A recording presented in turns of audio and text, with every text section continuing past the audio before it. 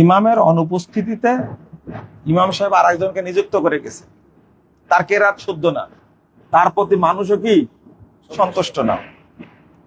প্রথম কথা হলো ইমামের উচিত, ইমামের দায়িত্ব হলো তার স্থলাভিষিক্ত কেরাত ভালো আছে তাকে যেন নিযুক্ত করে চাই, ভালো ব্যক্তি। ইমাম হতে হবে কিন্তু একজন বিতর্ক মুক্ত ফ্রেশ একজন মানুষ হতে হবে। 2 নম্বর হলো যে কেরাত ভালো না বলতে কি বুঝাচ্ছেন।